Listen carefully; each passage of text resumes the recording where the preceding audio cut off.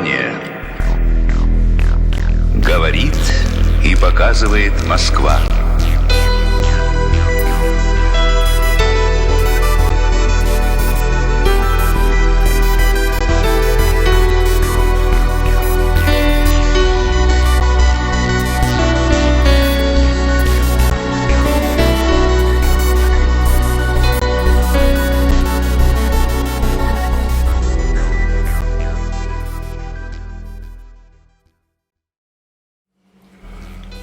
Programma Vremia Gavarit. L'invité d'aujourd'hui est Monsieur Robert Stuckers. Et beaucoup de gens le connaissent parce que je vois ici que Monsieur est interprète traducteur anglais-allemand. Je sais qu'il parle aussi l'espagnol, l'italien et le portugais. Il a fait ses études à l'Institut Marie Abs, qui est lié à l'Université catholique de Louvain. Il a édité les deux magazines Vouloir et Orientation. Et aujourd'hui, il mène le think tank, le cercle de réflexion, Synergie européenne, qui est d'ailleurs aussi un blog. Bonjour Monsieur Stuckers. Bonjour Monsieur Roman. Enchanté de vous voir ici. C'est vous qui m'avez dit, il y a longtemps, les gens doivent apprendre à lire des cartes, à regarder, analyser les cartes. Et quand on regarde les cartes d'aujourd'hui, nous voyons une chose extrêmement inquiétante. Ça veut dire, on voit le Donbass, aujourd'hui Nagorno-Karabakh, Arménie, Azerbaïdjan. Nous voyons la guerre qui continue en Syrie, la guerre un peu oubliée à Yémen. Nous voyons des provocations de l'OTAN à la frontière de la Russie, dans les pays baltes. Et nous voyons aussi que les forces, le deep state américain qui veut tout faire pour saboter le plan énergétique Nord Stream 2. Est-ce que vous ne pensez pas que l'air commence à avoir un petit odeur de guerre? Je pense qu'effectivement une guerre est en cours. Une guerre dont le front s'étend, je dirais, de l'Arctique jusqu'à l'océan Indien.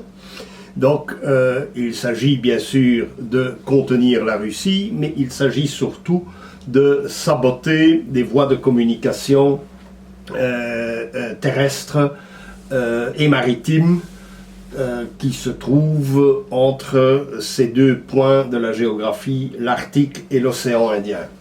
Donc récemment, nous avons vu se déclencher une guerre qui apparemment était gelée dans le Caucase avec le Nagorno-Karabakh, avec l'attaque soudaine des troupes azerbaïdjanaises contre cette région qui avait été conquise il y a quelques années par les armées arméniennes et qui avait été créée en sorte par les insurgés arméniens de cette région de l'Azerbaïdjan, de cette région autonome de l'Azerbaïdjan, qui avait voulu son indépendance par rapport à l'État azéri.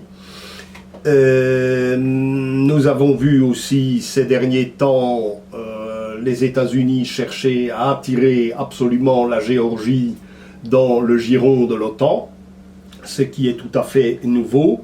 Mais le conflit très chaud, qui a déjà coûté pas mal de vies humaines, qui a causé beaucoup de dégâts dans les petites villes du Nagorno-Karabakh ou de l'Artsakh, comme disent les Arméniens, le conflit entre ces deux pays s'est déclenché de manière soudaine. Or, que se passe-t-il et que voyait-on se dessiner à l'horizon? On voyait se dessiner ce que l'on appelle, en langage international, le corridor nord-sud. C'est un corridor qui part de la côte occidentale de l'Inde, qui longe la côte de l'Iran, dans l'océan Indien, il faut regarder la carte, qui traverse l'Iran, où il existe un chemin de fer transiranien, qui nous mène à la Caspienne, dans laquelle se jette la Volga. La Volga, elle, arrive au cœur de la Russie et par une série de canaux rejoint le canal de la mer Blanche qui aboutit à la mer Blanche et à l'océan Arctique. Nous avons donc là une ligne sur laquelle se trouvent pas mal de zones de turbulence qui deviennent rapidement chaudes, comme dans le Donbass, dans le Nagorno-Karabakh, en Syrie, où le conflit s'est atténué au cours de ces derniers mois, et au Yémen, donc à la porte de la mer Rouge. Donc nous voyons là, il est en train de se dérouler une guerre mondiale, une guerre internationale, une guerre entre la Russie et le bloc occidental, une guerre qui est forcément animée en secret par l'État profond américain. Et il s'agit évidemment de saboter l'avènement de cet axe ou de ce corridor nord-sud qui aurait permis de dynamiser toutes les régions situées précisément entre l'océan Arctique et l'océan Indien. Une ligne qui permet de contourner les détroits turcs, le Bosphore et les Dardanelles, et qui permet de contourner le canal de Suez. C'est un vœu très ancien de l'empire des Tsars, et c'est un vœu très ancien de l'empire d'Iran ou l'empire perse au préalable, et ces deux options sont reprises par les États modernes que sont la Russie de Vladimir Poutine et l'Iran de la République islamique actuelle. Bon, que se passe-t-il ? Pourquoi est-ce que cela éclate en Azerbaïdjan et pourquoi la Russie reste fort sceptique dans ce conflit et qu'elle souhaite évidemment que la paix se rétablisse le plus rapidement possible? Le corridor nord-sud passait par le territoire de la République d'Azerbaïdjan parce que, en fait, l'Arménie n'a pas de frontière commune avec la Russie. Elle a une frontière commune avec la Géorgie, mais pas avec la Russie. Une frontière commune avec l'Iran. Bien, donc le corridor nord-sud passait par le territoire de la République d'Azerbaïdjan et se prolongeait vers la Caspienne, vers la Volga d'une part, vers le fleuve Oural et vers la Sibérie d'autre part. Il y a déjà quelques années, il y a une douzaine d'années déjà, comme vous le voyez sur cette carte, la Russie et l'Iran planifiaient la création d'un canal transiranien qui aurait permis de joindre toutes ces régions les unes aux autres. Et c'est la raison pour laquelle, bien sûr, l'État profond américain souhaite saboter cette initiative. Donc, que se passe-t-il encore dans le Caucase? C'est que la situation est effectivement assez ambiguë. Il y a bien sûr une solidarité pan-orthodoxe entre la Russie et l'Arménie. Il y a une solidarité pan-turquiste entre la Turquie et l'Azerbaïdjan. Une solidarité pan-turquiste qui est en porte-à-faux peut-être avec l'idéologie d'Erdogan qui est pan-sunnite. Alors que les Azéris sont chiites et donc plus proches sur le plan religieux des Iraniens que des Turcs. Ceci dit, en Arménie, il faut savoir que les Russes se méfient du nouveau pouvoir qui est arrivé en 2018 en Arménie, le pouvoir incarné par le président Nikol Pachinian, qui, lui, se retrouve devant un fait accompli. Il est subitement attaqué par les Azéris qui sont alliés officiellement des Turcs, qui font partie de l'OTAN, une OTAN avec laquelle il avait voulu se rapprocher, comme il avait voulu se rapprocher en général de l'Occident. Mais le voilà obligé évidemment de se réaligner pour obtenir des armes pour défendre le Nagorno-Karabakh contre les États-Unis. Mais en même temps, les États-Unis avaient soutenu le Nagorno-Karabakh, avaient soutenu Pachinian, mais en même temps, les Russes évidemment ne le jugeaient pas fiable, malgré la solidarité implicite entre la Russie et l'Arménie au nom d'une orthodoxie qui devient tout de même l'idéologie religieuse officielle de la Fédération de Russie. Donc depuis 2018, les Russes estiment que la révolution de velours qui a porté Pachinian au pouvoir est une de ces fameuses révolutions financées par Soros et par les ONG américaines, comme il y en a beaucoup ailleurs en Europe de l'Est, en Serbie, en Biélorussie, en Ukraine, et ailleurs dans le monde, en Amérique latine également, et récemment au Kirghizistan où ça n'a pas marché. Bien, donc ces révolutions de velours sont pour les Russes quelque chose de rédhibitoire dans les relations qu'ils pourraient avoir avec l'Arménie. Mais en revanche, ils savent que si la Turquie soutient l'Azerbaïdjan, la Turquie est membre de l'OTAN, et que par conséquent, ça correspond plus ou moins à un soutien de l'OTAN à l'Azerbaïdjan, ce qui est bizarre. Alors que faut-il souligner très récemment, comme le fait l'observateur américain William Engdahl? Il dit il faut savoir que Gina Haspel, qui est aujourd'hui la directrice de la CIA, a été en poste en Azerbaïdjan à la fin des années 90 du siècle précédent, qu'elle a été en poste en Turquie avant cela, donc qu'elle a été un personnage clé de la politique américaine en Turquie au début des années 90, qu'elle parle couramment le turc, ce qui est un atout considérable dans les relations turco-américaines, et qu'en même temps, Richard Moore, qui est le chef du MI6 britannique, les services secrets anglais, a été ambassadeur du Royaume-Uni à Ankara. Donc on voit que ici, il y a la création d'une guerre, qu'il y a probablement une manipulation, où on a manipulé à la fois les Arméniens et les Azéris, pour commencer une guerre qui n'a pas l'air de vouloir finir, parce que c'est une guerre fondamentale, une guerre qui repose sur des faits religieux. Or ce sont les guerres les plus durables, ce sont les guerres les plus résilientes. Donc il y a la création d'un conflit, artificiellement, un conflit qui va arranger l'État profond américain, c'est un conflit qui se laisse parfaitement deviner et qui risque de durer très longtemps.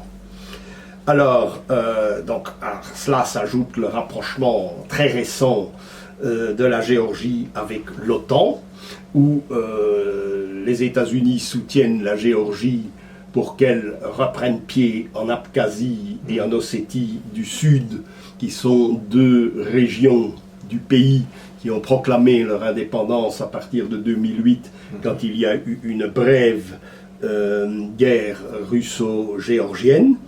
Donc, avec ceci, évidemment, de très bizarre, c'est que l'Occident a soutenu la sécession du Kosovo, mais ne soutient pas la sécession de l'Abkhazie et de l'Ossétie, tandis que la Russie les soutient en disant il y a le précédent du Kosovo. Donc nous sommes là dans la création de casus belli, de raisons de faire la guerre, qui sont ici évidentes. Au Kirghizistan, en même temps, il y a une révolution de couleur qui semble ne pas marcher, mais dont l'objectif est manifestement de couper les relations territoriales, les liens territoriaux qui existent entre la Chine et le Kazakhstan, et donc entre la Chine et la Russie, pour créer là, une fois de plus, un foyer de turbulence qui empêcherait la libre circulation des marchandises et des idées sur les fameuses routes de la soie chinoises. De même, en Inde, on voit que le conflit avec la Chine dans l'Himalaya est en train de saboter toute une voie de communication potentielle entre l'Inde et, à son tour, les anciennes républiques de l'Union soviétique. Alors on revoit, comme le signale beaucoup d'observateurs italiens, parce qu'il y a des écoles de géopolitique en Italie qui méritent d'être attentivement étudiées de notre part. Donc on dit, ben voilà, c'est la stratégie de Brzezinski. Brzezinski est décédé récemment. C'est lui qui est l'auteur d'un livre, The Grand Chessboard, donc le grand échiquier. Même s'il est décédé aujourd'hui, et même si avant sa mort, quelques années ou quelques mois avant sa mort, il avait conclu que ses idées n'étaient plus applicables, cependant l'État profond américain fait comme si Brzezinski n'avait pas changé d'avis à la fin de sa vie. Brzezinski a changé d'avis, il faut le savoir, il faut lire les derniers textes qu'il a proposés. Il a proposé une alliance de l'hémisphère nord, donc les États-Unis et le Canada d'une part, l'Europe et la Russie de l'autre. Il a estimé que ça, c'était quelque chose qui pouvait marcher à terme. Or, ce n'est pas ce que retiennent les États-Unis, puisque on voit émerger tous ces conflits que vous avez cités dans votre question. Bien, donc l'Azerbaïdjan est malgré tout dans la sphère occidentale parce qu'il est le fournisseur d'hydrocarbures, de gaz et de pétrole à l'Occident via la Turquie. Le lien passe par la Turquie, qui est membre de l'OTAN, tandis que l'Arménie risque d'avoir, dans cette guerre, le soutien des États-Unis, qui enverraient des troupes des troupes de maintien de la paix dans la région, de façon à supplanter les Russes et à créer une base militaire américaine contre l'Iran, comme au Kosovo. Mais une base qui serait dirigée contre l'Iran, puisque l'Iran, s'il existe une voie de communication qui passerait par le Caucase, l'Iran serait englobé dans une sphère euro-russe. Ce que les États-Unis ont toujours voulu éviter, car ma thèse est la suivante. L'Iran du Shah a été torpillé par les États-Unis pour être remplacé par une république islamique que l'on pouvait décrire comme inacceptable pour les Européens. C'était facile de décrire la République islamique. Il était très difficile. Le Shah avait, sur le plan métapolitique, je dirais, il avait une certaine aura en Europe.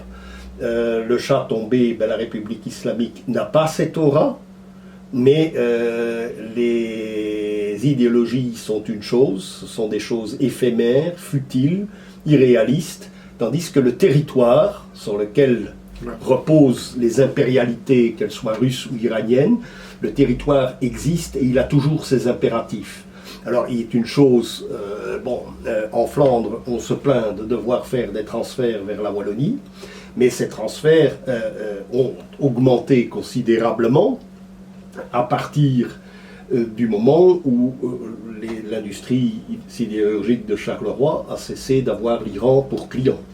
Or, ça c'est clair et net, les accords sidérurgiques entre la Belgique et l'Iran existaient, comme il existait des accords sur la politique nucléaire entre d'une part la France et l'Allemagne, d'autre part l'Empire du Shah à l'époque, et comme il existait toute une série d'autres accords, également des accords sur les hydrocarbures avec la Russie de Brejnev.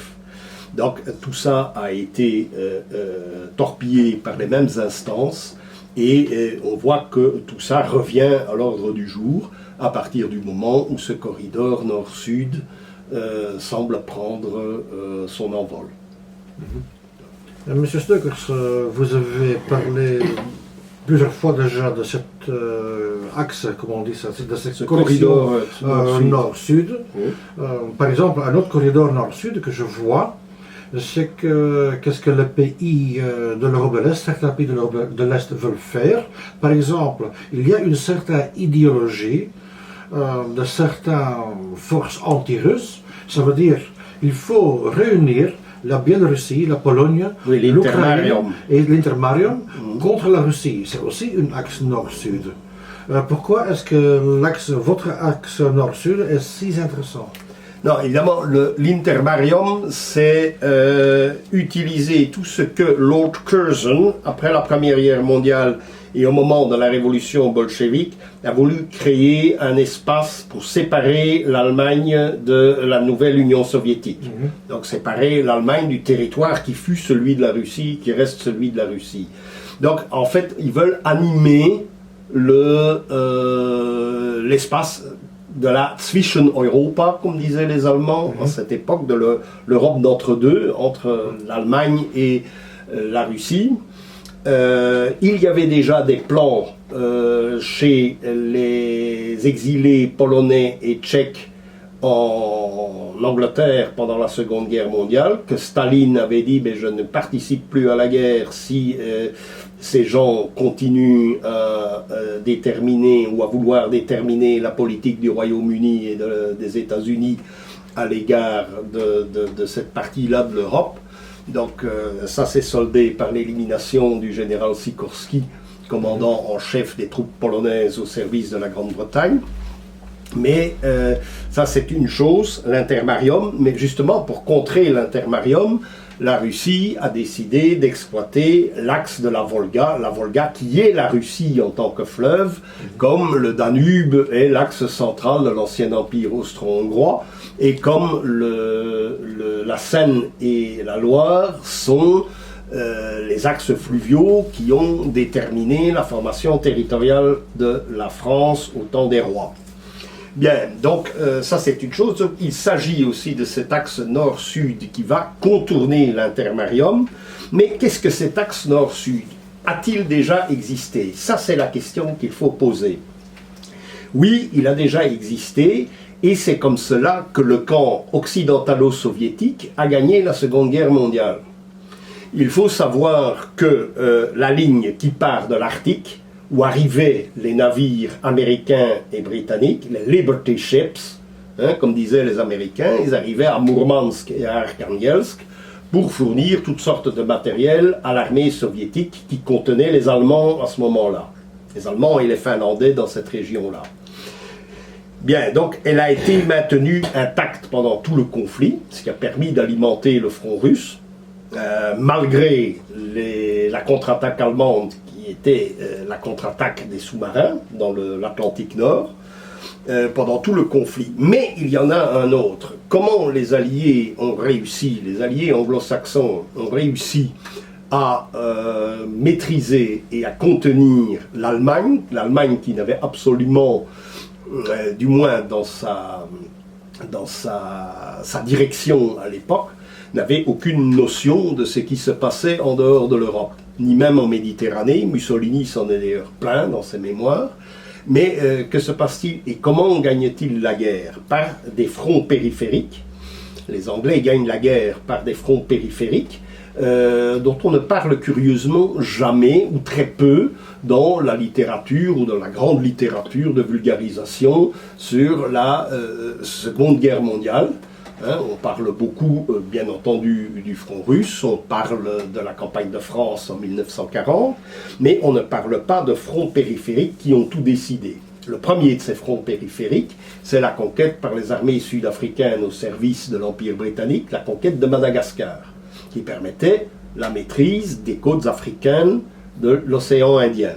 Ensuite, quelques mois plus tard, les troupes britanniques parties du Kenya et du Congo belge conquièrent l'Abyssinie, c'est-à-dire l'Éthiopie, ce qui permet de maîtriser la corne de l'Afrique.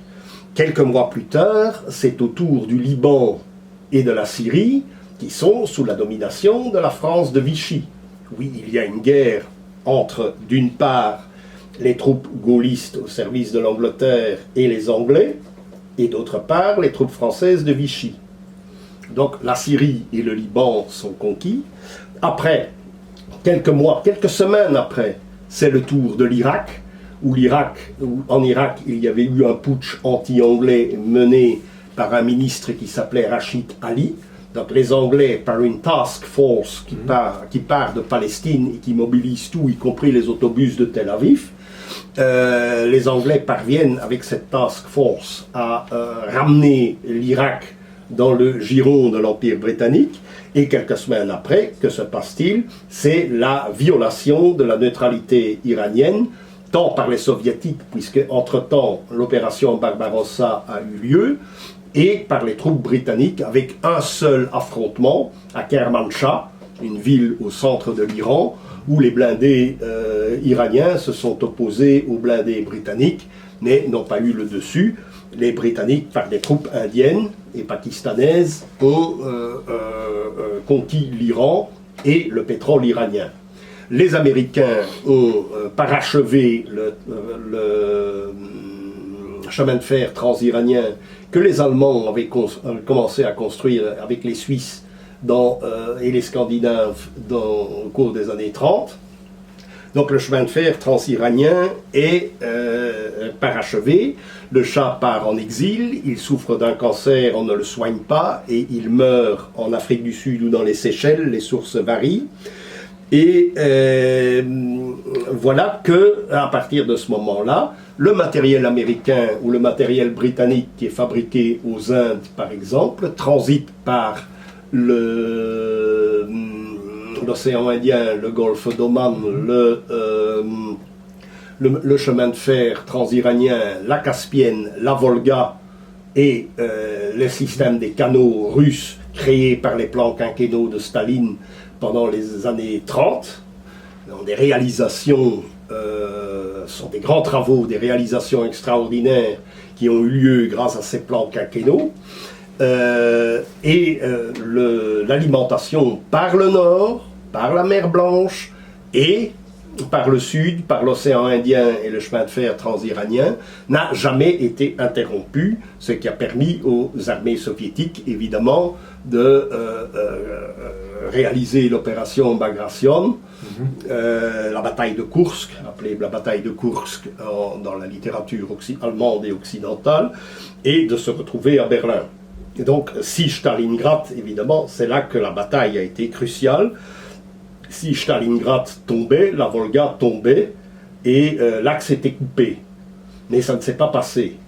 Donc les Américains sont très conscients de l'importance de cette voie de communication entre l'Arctique et l'océan Indien. Aujourd'hui, il aurait pu être animé à la fois par les Iraniens et par les Russes, puisqu'il existe des projets qui ont été dévoilés à la presse à partir de 2008. Et ce chemin de fer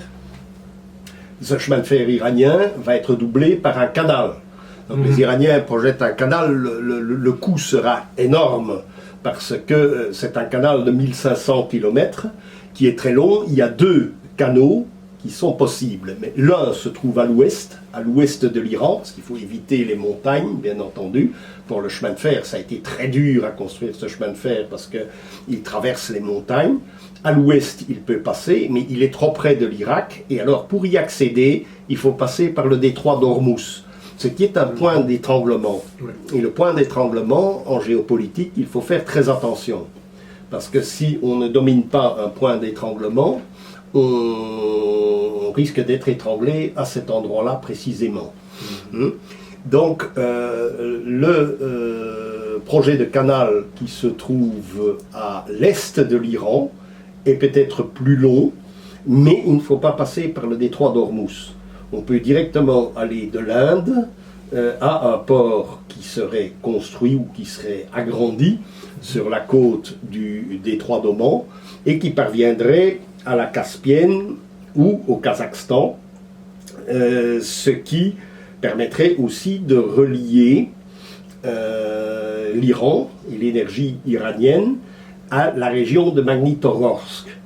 Les plans quinquennaux staliniens, mais commencés dans les années 20, à l'époque de la République de Weimar, où il y avait une alliance implicite entre cette Allemagne démocratique et la Russie stalinienne. Donc le triangle de Magnitogorsk va être réalisé en partie avec l'appui de ce qu'on a appelé la brigade de travail, terminologie éminemment communiste, la brigade Ernst May. Ernst May est un architecte qui va réaliser à la fois les bâtiments industriels. C'est un architecte qui vient d'une école d'architecture allemande qui s'appelait le Deutsche Werkbund. Et il va réaliser aussi l'habitat des ouvriers de Magnitogorsk. Et Magnitogorsk avait été conçu dans l'optique des plans quinquennaux de Staline comme un espace industriel, un combinat sidérurgique, comme on disait dans le langage communiste, à l'abri de toute attaque aérienne venue d'un pays occidental, que ce soit l'Allemagne elle-même, éventuellement l'Italie de Mussolini, qui, n'oublions pas, possédait un porte-avions insubmersible dans la Méditerranée, qui était l'île de Rhodes, à l'époque. Maintenant, c'est devenu grec après la Deuxième Guerre mondiale, mais c'était une base italienne. Ensuite, bien sûr, si les Anglais occupaient la Perse, le triangle de Magnitogorsk était menacé. Mais aujourd'hui encore, cette région est importante dans la Russie, mais elle ne peut pas être valorisée si elle n'est pas reliée à des régions plus développées et si elle n'a pas un accès aux mers chaudes, ce qui est la politique éternelle de la Russie, avoir un accès aux mers chaudes ou à des ports qui ne sont pas gelés en hiver. Le développement du canal éventuel, du canal transiranien éventuel, lierait aussi l'océan Indien à la Volga, par le canal Lénine au Don, à la mer Noire et au bassin danubien. D'un autre côté, par le fleuve Oural, par d'autres circuits, ça relierait le canal, l'océan Indien, à l'océan Arctique, à l'est de l'Oural. Et donc nous voyons ici se dessiner, et ça c'est important, des projets assez grandioses qui ont été partiellement, les projets chinois ont été partiellement réalisés par les chemins de fer qui partent de la Chine, de Shanghai, pour aboutir à Hambourg, à Rotterdam et à Anvers. Ça nous concerne donc directement, mais il s'agit ici de défendre un principe que je comparerais volontiers à la politique des États protestants et puritains du XVIIe siècle, qui ont plaidé avec Hugo Grotius pour la liberté des mers. C'est toujours un axiome de la politique américaine, y compris pendant la Première Guerre mondiale, au moment où les Allemands faisaient une guerre sous-marine, c'est le prétexte, la liberté des mers, et le prétexte invoqué par le président Wilson pour intervenir sur le théâtre de guerre européen. Ici, en l'occurrence, ce que les Chinois, les Russes, les Iraniens, les Indiens et certainement les Européens, s'ils sont suffisamment intelligents pour se dégager de la narration de l'OTAN, de la narration otanesque, comme je dis, c'est de plaider pour la liberté de circulation, pour la liberté des transports, pour la liberté des terres, la liberté des voies de communication terrestres, par la liberté des voies de communication que sont les canaux sur le continent, à l'abri des puissances maritimes. Et ça, c'est un principe cardinal qu'il s'agit de défendre ici, et que cette guerre sur un seul front, mais en différentes positions, dans l'Arctique, il ne se passe encore rien, mais il faut savoir que le dégel de cet océan permettra très rapidement aux brise-glaces russes d'ouvrir une route de la soie arctique, comme on dit, qui permettra une liaison beaucoup plus rapide entre l'Europe et l'Extrême-Orient. Donc on peut s'attendre à ce qu'une zone de turbulence se constitue dans l'Arctique très prochainement. Il y a le front de la Baltique où, de quoi s'agit-il? Et nous voyons aussi un autre principe, le principe des puissances maritimes, est d'occuper, si possible, la côte la plus à l'est ici, de toutes les mers intérieures de l'Europe.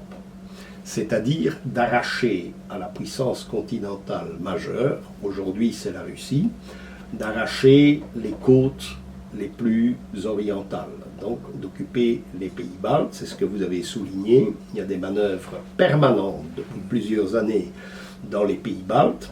C'était déjà la même chose immédiatement après la Première Guerre mondiale, quand les corps francs, même von Salomon, le fameux écrivain allemand, qui a participé, adolescent, au corps franc, parce qu'il était un cadet de l'école militaire pendant la Première Guerre mondiale. Il n'a pas fait la Première Guerre mondiale, il a été volontaire dans les corps francs, notamment dans le Baltikum, dans les pays baltes, et il a avoué qu'ils ont travaillé pour les Anglais en réduisant la côte est-baltique de la Russie et en la réduisant uniquement à la fenêtre qu'est Saint-Pétersbourg au fond du golfe de Finlande.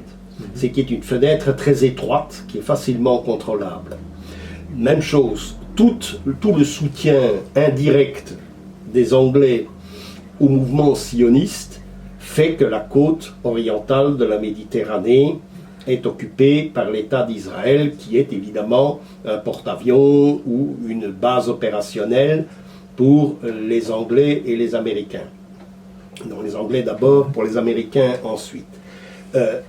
La volonté d'inclure la Géorgie dans l'OTAN équivaut à occuper, bien entendu, la côte la plus orientale de la mer Noire pour le bénéfice de l'État profond américain. Ensuite, le golfe Persique, que voit-on dès 1910? On voit les Anglais occuper le Koweït et déclarer le Koweït indépendant par rapport à l'Empire ottoman. Il s'agit d'avancer au plus profond d'une mer intérieure. Donc là, ça c'est un axiome permanent de la principale puissance thalassocratique ou maritime.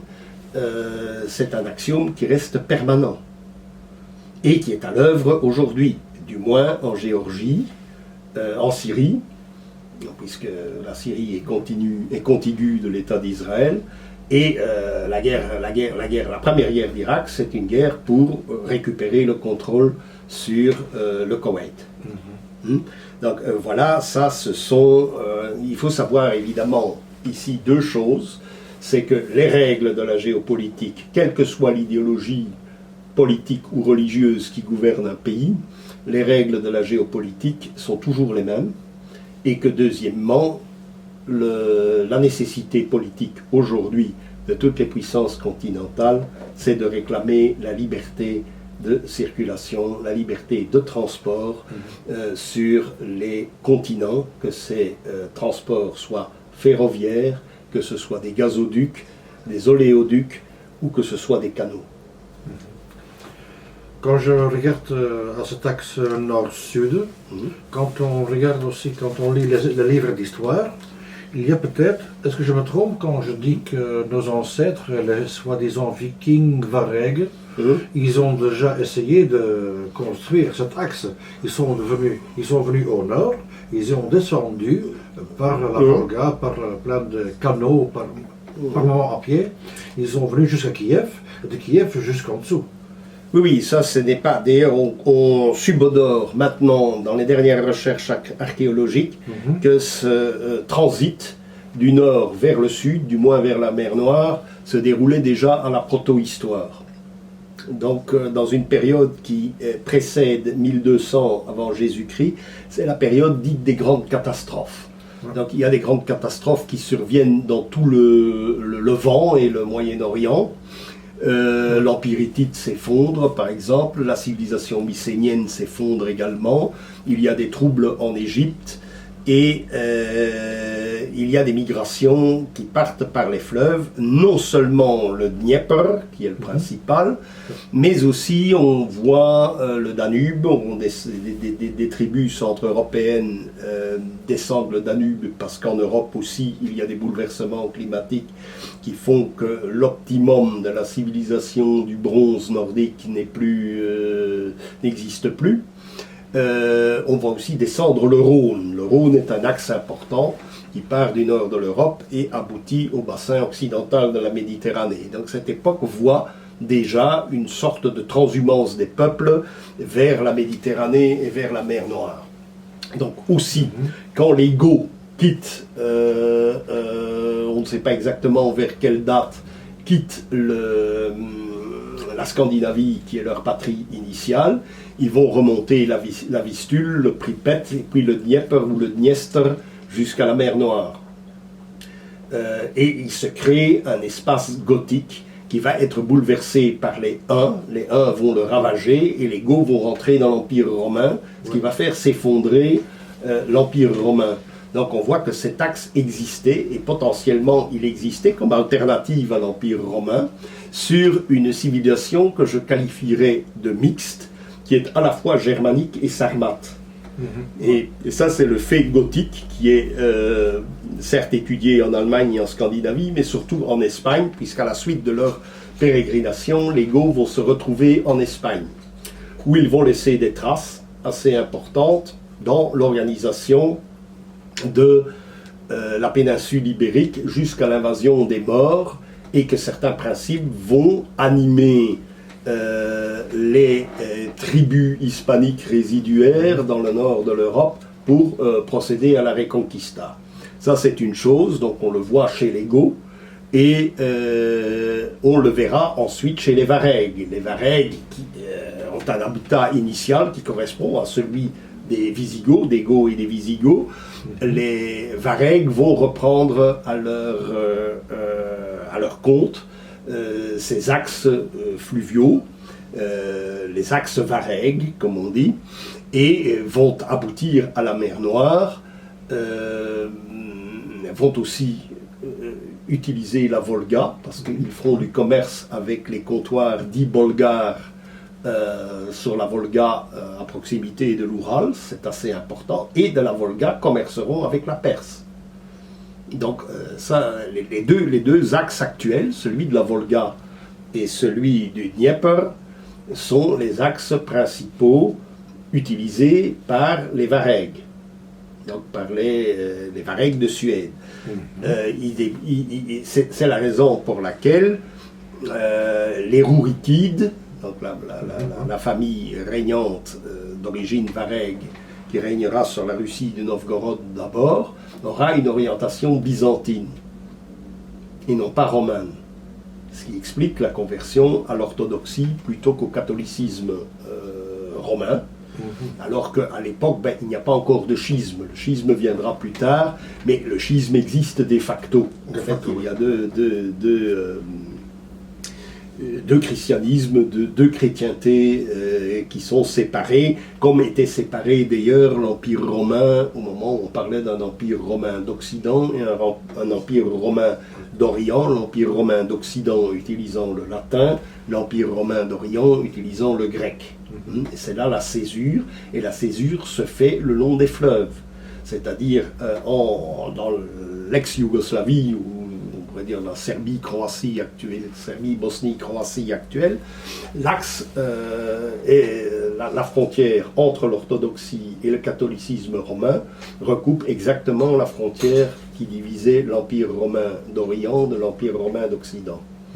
Et plus haut sur le Danube, c'est au moment où le Danube a des cataractes qui ne permettent pas une navigation directe. Il faut s'arrêter, il faut débarquer le matériel et le faire transporter à dos d'âne sur un ensemble de kilomètres pour passer au-delà des cataractes et des chutes du Danube, pour passer dans, évidemment, ce qui s'appelait l'orbite grecque, hellénique, byzantin. Alors, la garde varègue, donc les empereurs de Byzance, auront une garde varègue qui a laissé des traces donc, dans Sainte-Sophie. On a parlé de Sainte-Sophie et qui est redevenue une mosquée, mais en haut sur Sainte-Sophie, ils ont gravé leur nom en runes. Donc il y a des runes de la garde varègue des empereurs de Byzance qui sont gravées dans les pierres de Sainte-Sophie. Ça veut dire que les Russes se sont basés un peu sur le byzantine, de l'autre côté, parce que vous savez aussi que la religion est quand même un élément important dans le peuple. Ah oui. Mais de l'autre côté, il y a aussi une contradiction. Maintenant, on revient au Nagorno-Karabakh, nous revenons à cela. Nous voyons aussi que l'Iran, qui est chiite, ne va pas soutenir pour le moment, aujourd'hui, l'Azerbaïdjan qui est chiite, excuse-moi, mais que l'Iran va presque prendre parti pour l'Arménie. Oui, donc Excuse-moi, Oui. on voit la même chose en Syrie. La Syrie est un pays sunnite et ce sont deux pays qui sont, ils sont pas mariés, mais ils se soutiennent quand même. Oui, donc pour l'Azerbaïdjan, ce que craint l'Iran, c'est qu'en soutenant l'Azerbaïdjan revendique la majeure partie du territoire des Azéris qui se trouve sur l'Iran. Donc il faut savoir que c'est une vieille politique que Staline a essayé d'animer. Staline ne voulait pas quitter, après la Seconde Guerre mondiale, ne voulait pas quitter l'Iran, parce que ne voulait pas que les Anglais ou les Américains contrôlent l'entièreté du territoire iranien. Il a essayé d'organiser une sécession des régions azéries, ce que le Shah n'a pas accepté, et une répression féroce s'est faite, qui a ramené les Azéris d'Iran dans le giron de l'empire du Shah d'abord, de la République islamique ensuite. Bon, ça c'est une chose. Alors, il faut savoir que la communauté arménienne d'Iran est une communauté très patriotique iranienne, et que là, probablement, les Iraniens d'Iran font en sorte que le soutien à l'Arménie soit réalité dans la politique de la République islamique.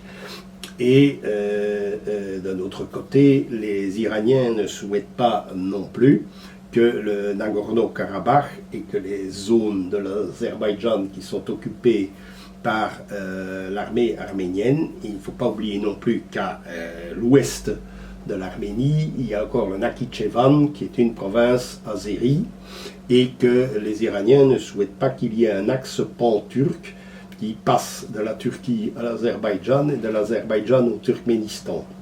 Donc ils préfèrent avoir une frontière avec l'Arménie, en espérant que la Géorgie ne rentre pas dans l'OTAN, et qu'au-delà de la Géorgie, ils aient un lien direct avec la Russie. Ceci dit, malgré le côté islamique de la République d'Iran, il existe quand même de manière sous-jacente une idéologie pan-iranienne.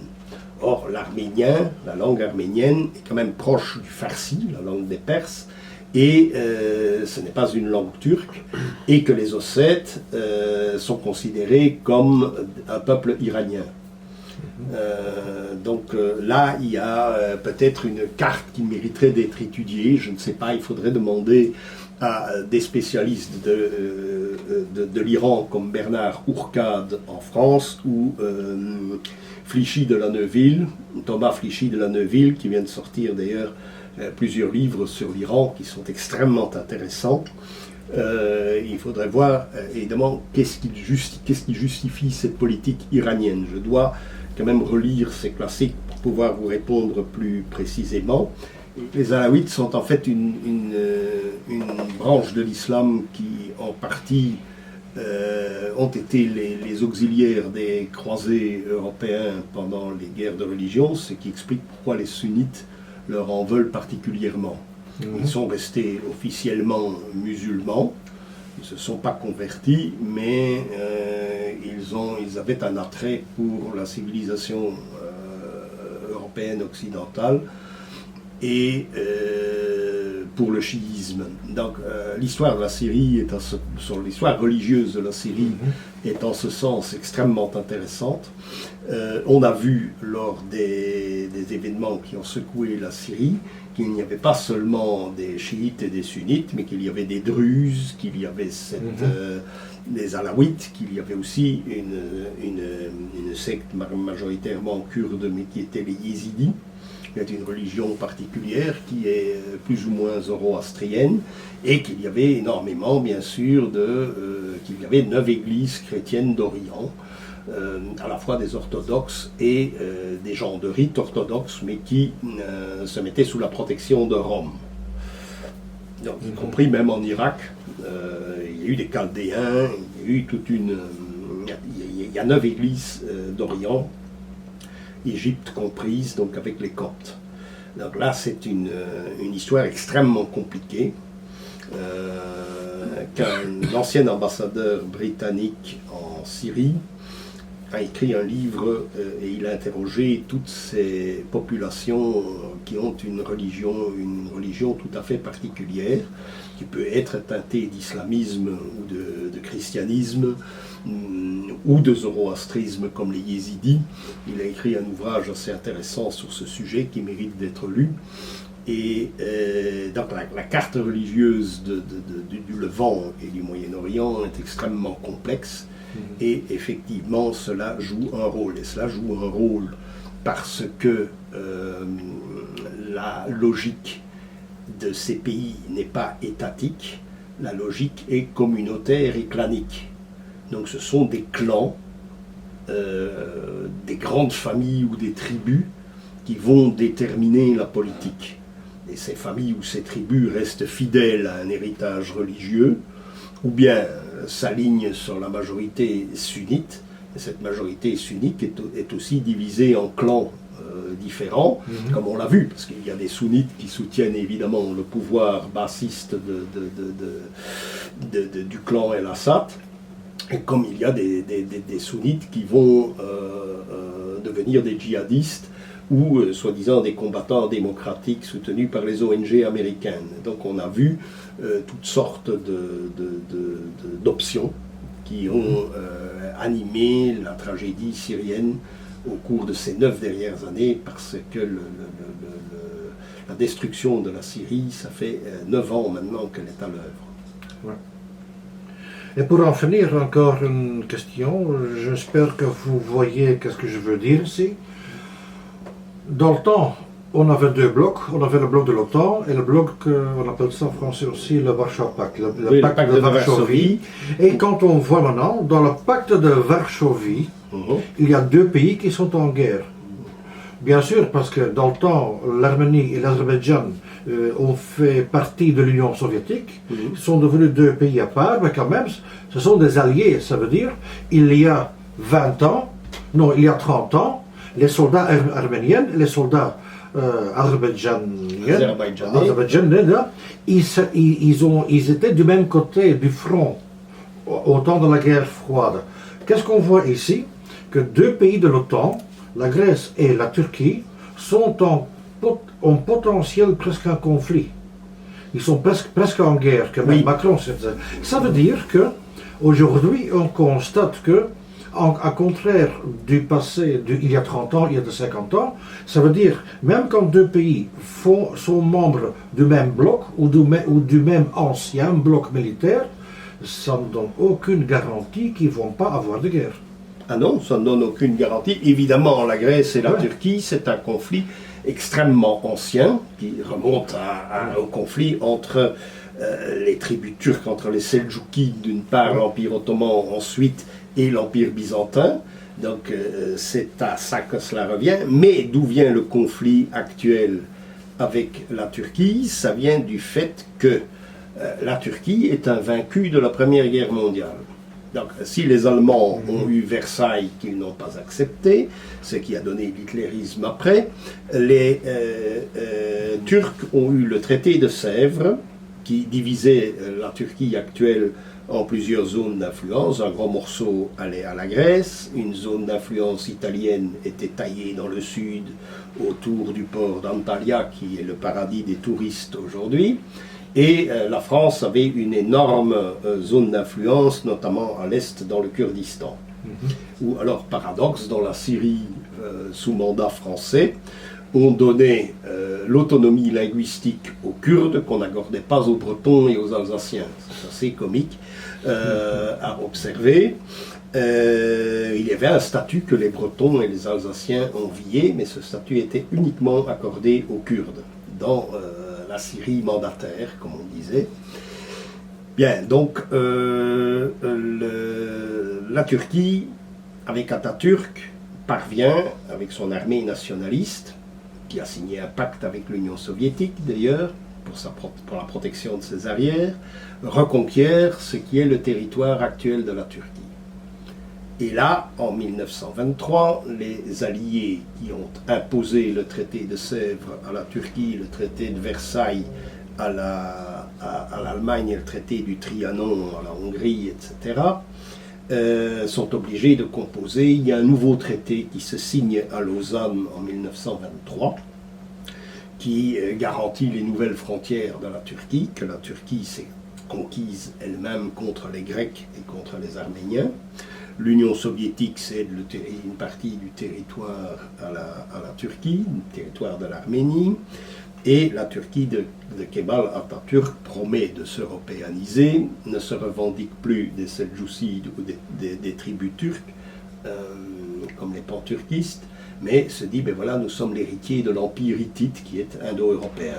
Bon, ça c'est ce qui se dit dans la propagande, mais le traité de Lausanne enlève les puits de pétrole du nord de la Syrie, les puits de pétrole du nord de l'Irak, ce qu'on appelle aujourd'hui le Kurdistan iranien, avec deux villes pétrolières très importantes, Kirkouk et Mossoul. Les Turcs avaient cette énergie, ces sources d'énergie qu'ils n'ont plus. Ensuite, les zones maritimes de la Turquie sont réduites à presque rien du tout. Les Turcs n'ont pas d'eau territoriale. Or, à l'époque, évidemment, en 1923, ça n'a pas beaucoup d'importance, parce que la Turquie n'est pas peuplée, mais elle a eu une démographie galopante, ce qui fait qu'aujourd'hui, elle a 83 millions d'habitants. C'est énorme, elle est désormais plus peuplée que l'Allemagne. Donc elle a une réserve en matériel humain qui est énorme. Mais elle n'a pas de pétrole et elle n'a pas de gaz.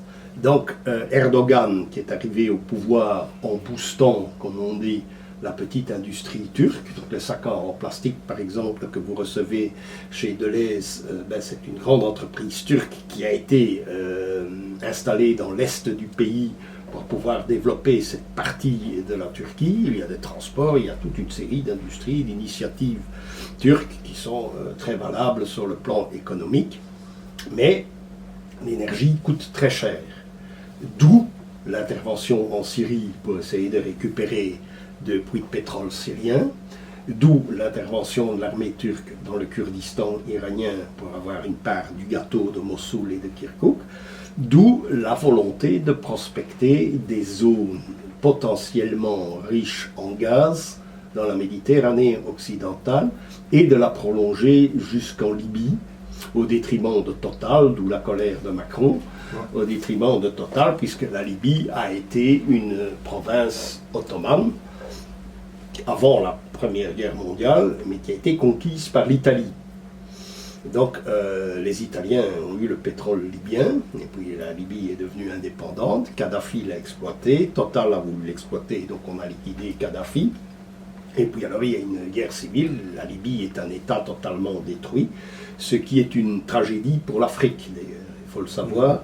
Les projets de Kadhafi, même si on considérait Kadhafi comme un toqué, comme un fou, il y avait des projets qui sur le papier, s'ils avaient été menés de manière plus rationnelle, étaient quand même séduisants. C'est-à-dire fertiliser le désert et créer le grand fleuve fabriqué par l'homme, the man-made river. C'est comme ça que ça s'appelait en anglais. Donc les Turcs cherchent à élargir la partie de leurs eaux territoriales qui vont le plus au sud et de la prolonger jusqu'à la Libye et de joindre leurs eaux territoriales à celle de la Libye, de façon à créer un corridor maritime entre les deux pays. Évidemment, ça, l'Union européenne ne peut pas l'accepter parce que ce serait léser les droits maritimes ou les eaux territoriales, enfin l'espace réservé aux eaux territoriales de la Grèce et de Chypre qui sont deux membres de l'Union européenne. En revanche, la politique que la France a menée en Libye n'est pas acceptable.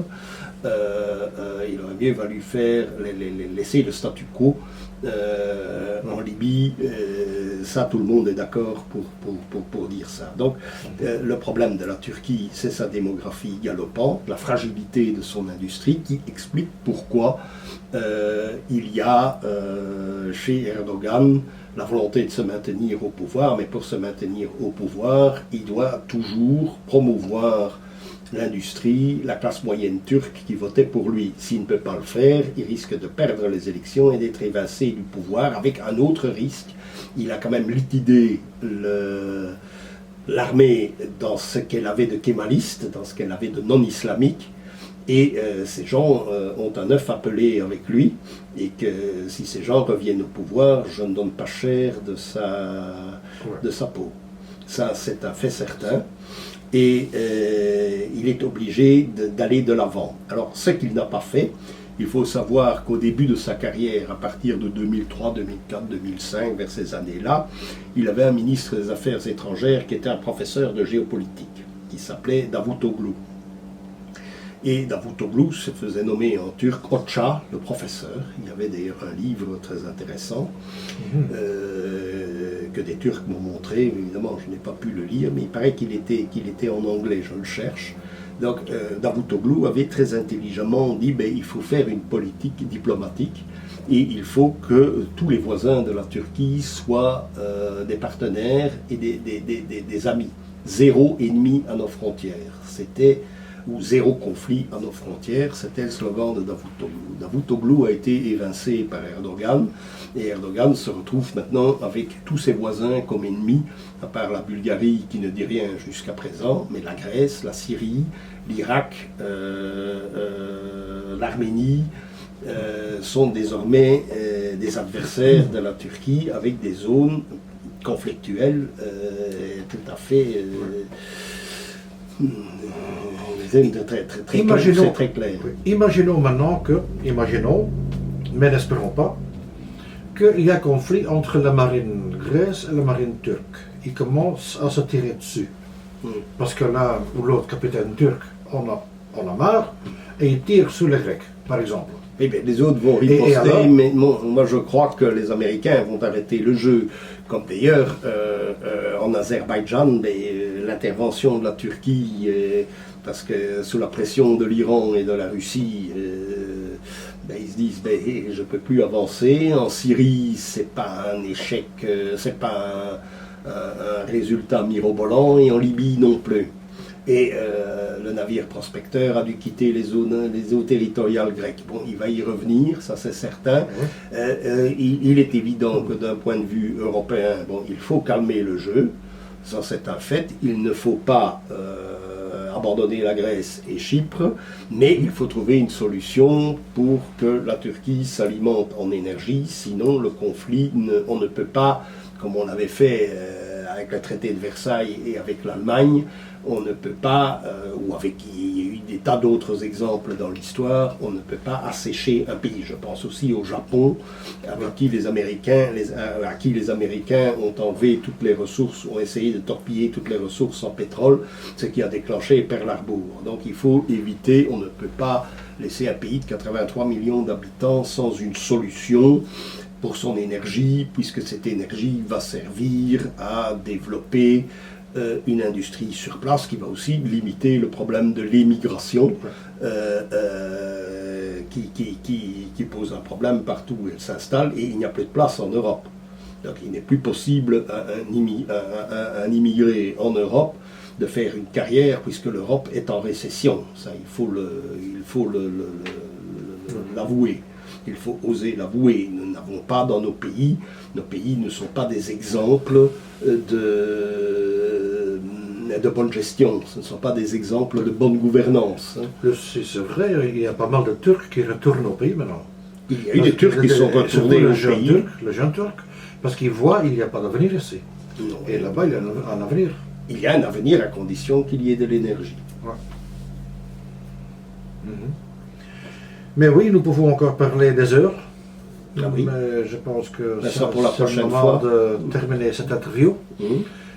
Parce que l'histoire est intéressante. Et nous allons continuer une prochaine fois. Et là, le monde sera de nouveau un peu différent. Parce que le temps passe vite. C'est un dicton, le temps passe vite. Mais quand nous voyons l'évolution, comment la Terre fonctionne et tout ça, avec le Covid, avec plein de choses, le lockdown, je pense que entre maintenant et un an, nous aurons une autre planète. tout change beaucoup. Oui, oui. Très vite. Mais tous les ans, on Tout voit maintenant, c'est très vite, oui. depuis une quinzaine d'années, tous les ans, il y a une nouvelle donne et qui est la réactivation de quelque chose, d'un Ouais. conflit, surtout de conflit. Ouais. Le conflit est permanent. Ça, c'est Julien Freund qui nous l'a enseigné. Le conflit est la trame de l'histoire. Ce n'est pas la paix. La paix, elle est souhaitable, bien entendu, mais elle gèle un conflit qui peut ressurgir à n'importe quel moment. Et donc, comme vous l'avez souligné, entre la Grèce et la Turquie, entre l'Arménie et ses voisins, et ainsi de suite. Entre la Pologne et la Russie. Voilà. Monsieur Stegers, merci beaucoup pour l'interview. Voilà, merci. Внимание! Говорит и показывает Москва.